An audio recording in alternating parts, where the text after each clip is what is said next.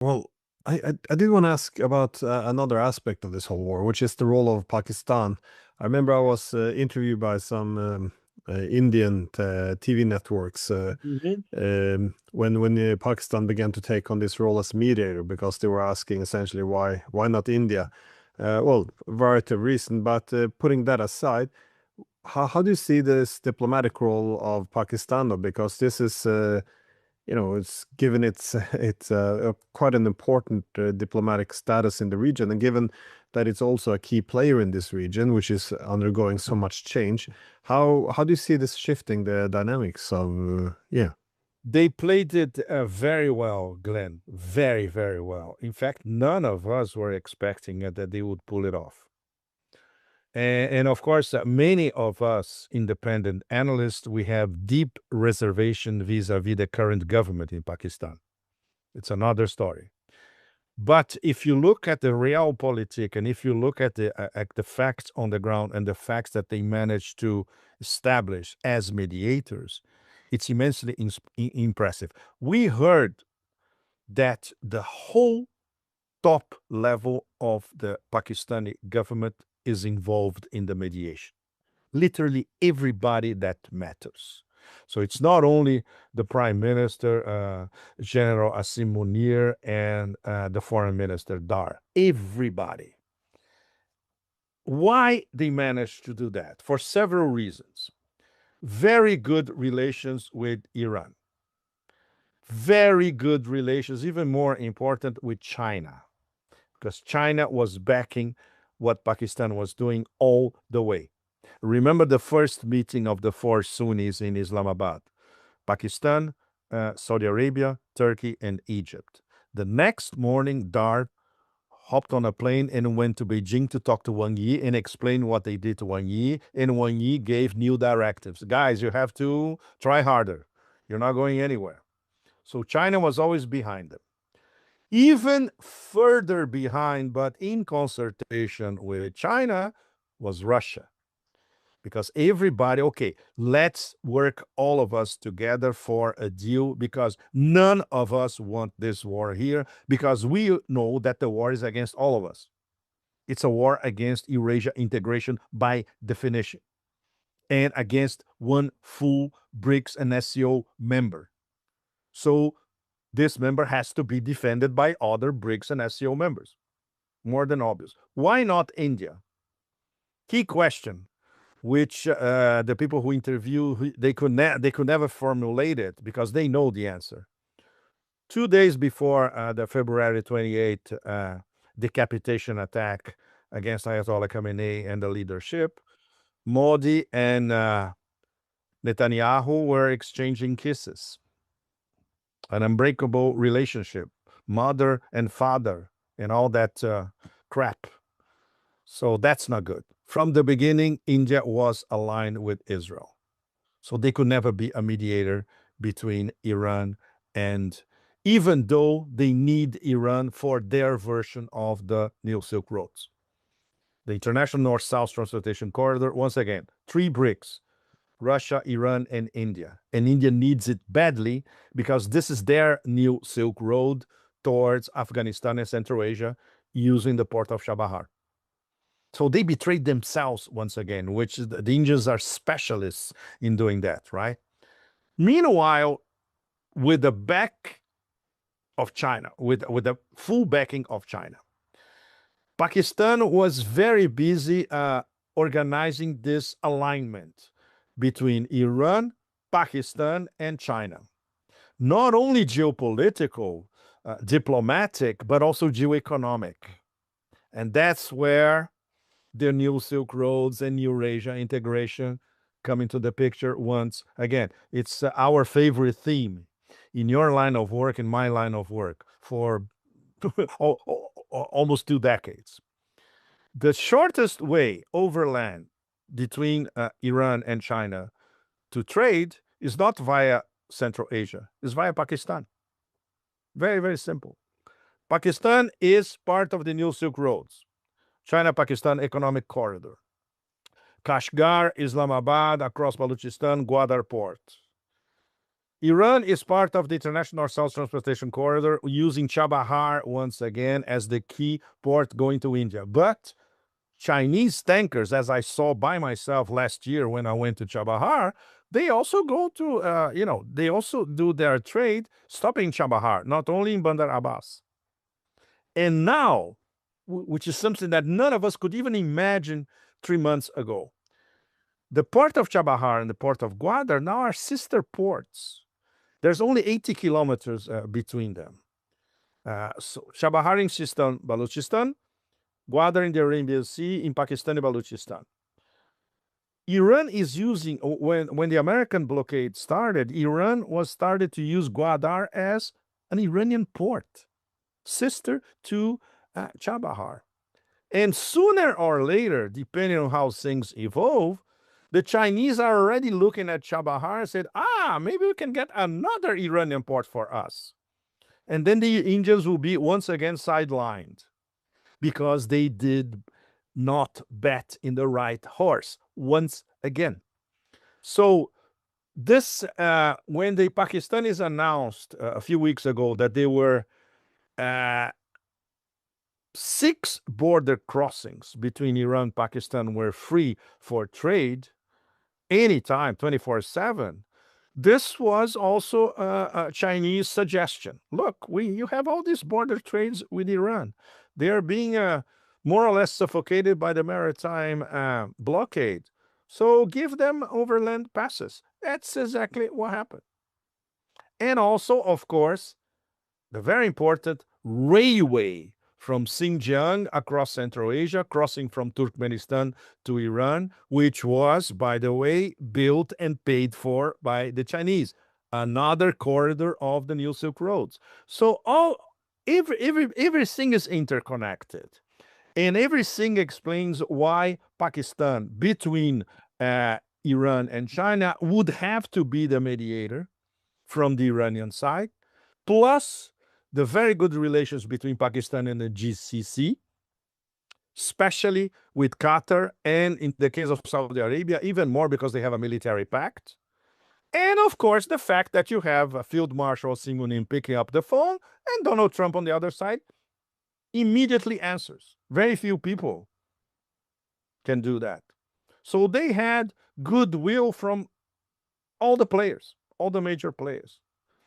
Okay, it's a very long story on what they're going to do with their new geopolitical position, etc. Are they going to lean this way or that? That's another story. In terms of facilitating a measure of dialogue between Washington and Tehran, they managed to pull it off. And this is an outstanding achievement. But never forget, they could do this because they had China in the back overseeing everything. Yeah, I remember a decade ago, I wrote a book on this. It was You did? Russia's geoeconomic strategy for Greater Eurasia, and I was pointing out how this dynamic was working because the Chinese connecting with not just with Pakistan but also towards Iran, and also this was complemented by what the Russians were doing in that region as well. But even back then, I hadn't expected Pakistan to play such an active role. I thought it would be more shaped by its external environment rather than taking this more autonomous, independent role. So this is, it surprised me as well. You're right. We were all stunned, Glenn. We're all absolutely stunned. So, okay, we have to give them credit for it. And of course, they have their own reasons. They want to sort of pacify Balochistan, which is very complicated with the Balochistan Liberation Movement, separatists and all that, border with Iran. They want energy from Iran. Very, very important. And this leads to a story that many of us were following 15 years ago, at least, the Iran-Pakistan gas pipeline, which the Americans never allowed to proceed. Now, the coast is clear to finally, the Iranian part of the pipeline is already built. The Iranians offered a few years ago to pay for the Pakistani stretch. So now this is inevitable. So we're going to have the IP pipeline finally. Finally, this is one of those Pipeline-Stan soap operas that, never end. This time we're going to have a happy ending. So they need Iran for, and of course, the geoeconomic integration of West Asia and South Asia favors Pakistan as well, with the backing of China and interlocking with the new Silk Roads. Well, if you take a step back, what does this mean for how the United States have to adjust to this? I mean, they're not going to like it. They probably will fight in tooth and nail. Of course. But at some point, ignoring reality comes at a high cost. And we're currently seeing the US draw down its forces in Europe and also, I guess, lesser extent in the Middle East now. Some of it forced, of course, by its bases being bombed out in the Gulf states, but also some of the fronts they were building up against Iran, they're seemingly drawing down now, which is some reason for optimism that this might hold, at least if the reports are correct.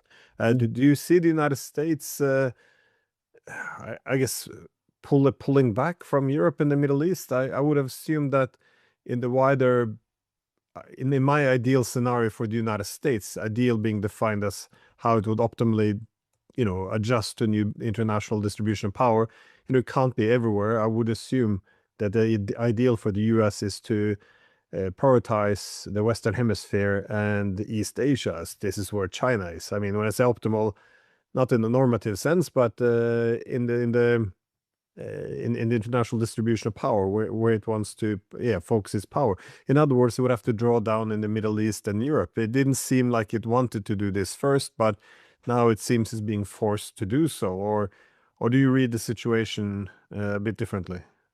They are being forced to do that because they are being slowly, and now not so slowly, but surely being expelled from Eurasia.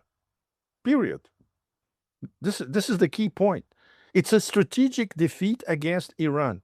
So this is a huge step towards expelling the US from Eurasia.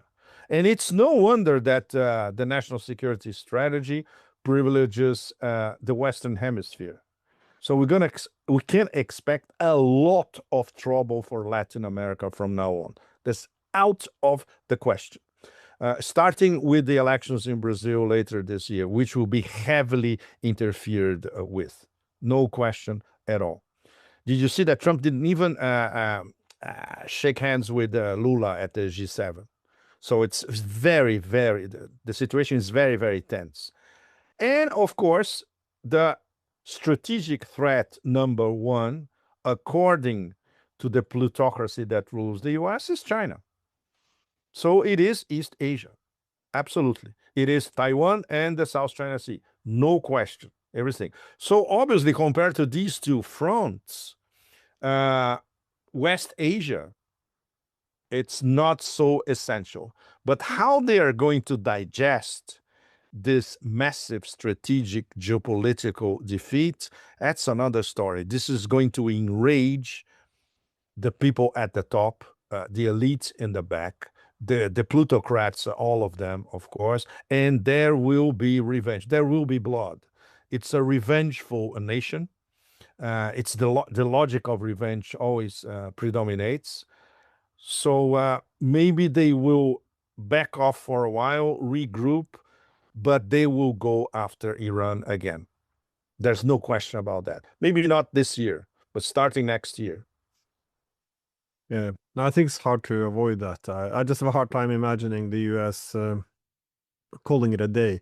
I mean, I remember across we know, yeah, all the talking heads so in the United States on all the TV networks, they had the same slogan when things started to go poorly in the war against Iran. They were all saying, in unison, this is short-term pain for long-term gain. This was the talking point, but it's turning out to be a very short-term pain for long-term strategic defeat. I mean, this is it's looking quite terrible, but again, no one wants to take political ownership of this, and nobody wants to adjust to this new diminished role in the world, especially given, with Israel there as well, it becomes very politically sensitive. So they can't accept this defeat, but on the other hand, there's not much they can do. So it does beg the question what they're going to do. But meanwhile, let's say they wait a whole year before they restart this war.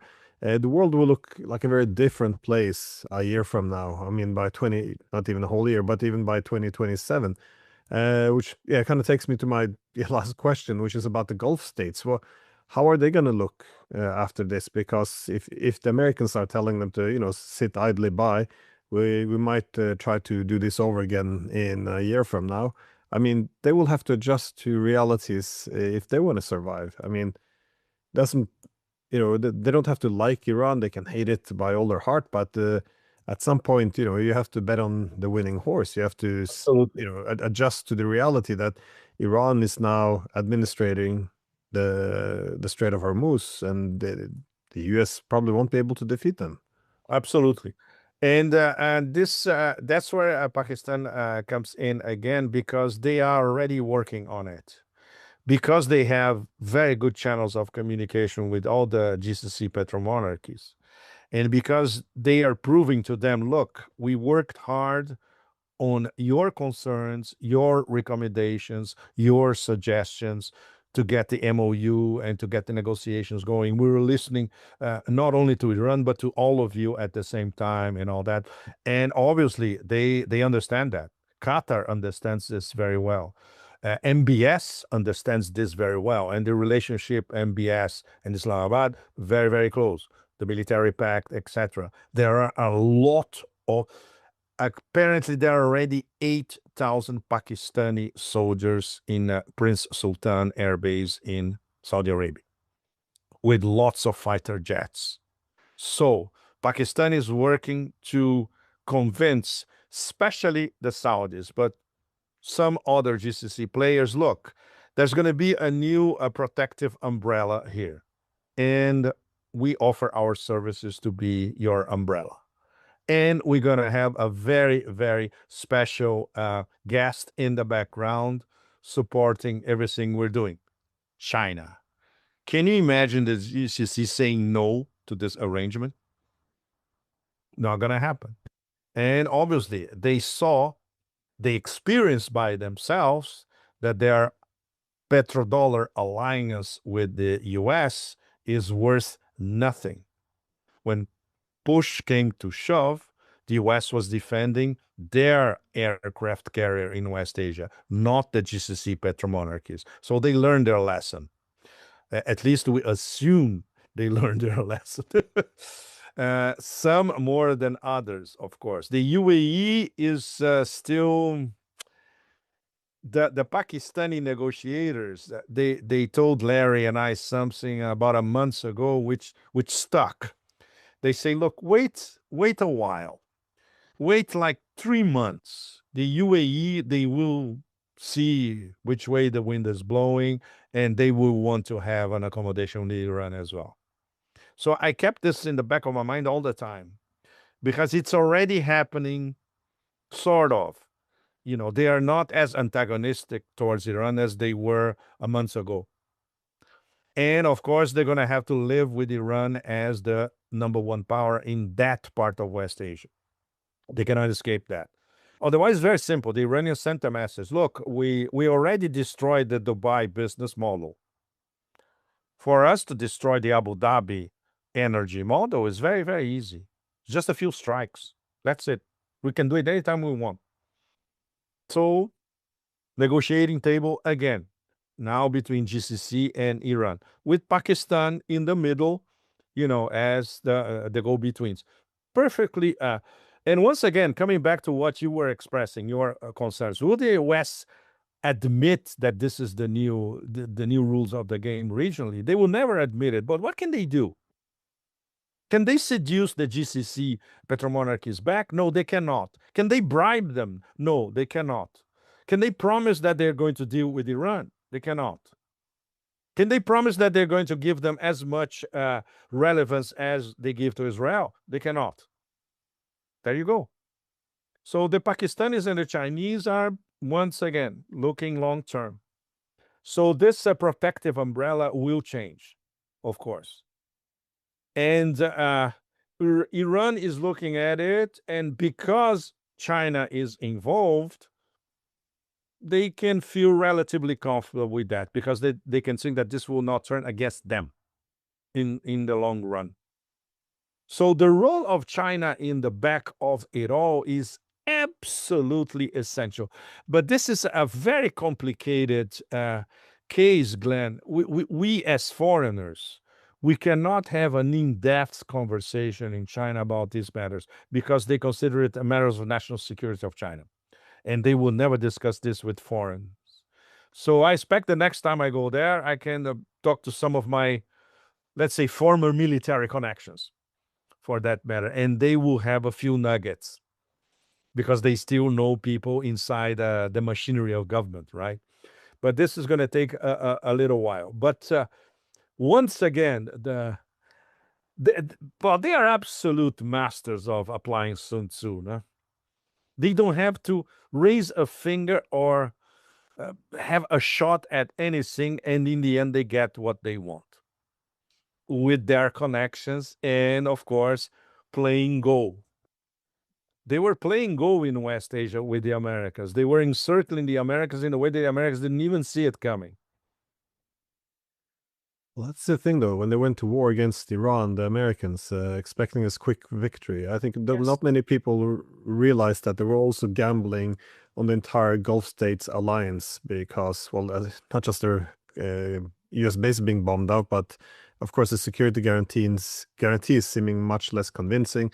And if the Gulf state alliance begins to crumble, that means the petrodollar system begins to crumble. If this goes away, the AI bubble can't sustain itself.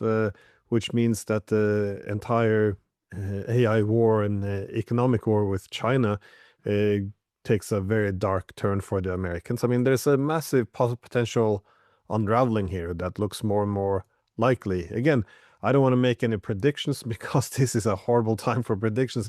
Too many things are happening too fast. I mean, it's with none of the variables remaining constant here, it's not a great time to make predictions, but you do see this coming apart at the seams. This isn't going to go very well, I think. Any final words? Well, we are all very curious to see if there are going to be actual solid negotiations, even in this first 30-day phase of the Memorandum of Understanding. So this is where we are at the moment. I think after a few days, all of us will have a clear idea if the Americans are serious about discussing all the 14 points or if this is just a crude play for time. I think this is, in terms of predictions, Glenn, this is as far as we can go at the moment. Yeah, I know. Well, I kind of thought myself that I almost took for granted that this defeat would be too much for the Americans to swallow, that they would essentially seek some kind of a negotiation to buy for time and regroup and then have another go at it. But again, this isn't your average defeat. This is going to be very painful. So I think I could be wrong. It could be that Trump's willing to, he recognized that they bit over more than they can chew, and he just wants to get away from this. So I'm very cautious about making predictions these days. Absolutely correct, all of us. Anyways, to be very Chinese about it, we're just are watching at the margins the body float by the river. That's where we are at the moment. Well, Pepe, thank you so much for taking time, and Always a pleasure, Glenn. let's catch up again soon. Absolutely. Cheers. Thank you. Bye-bye.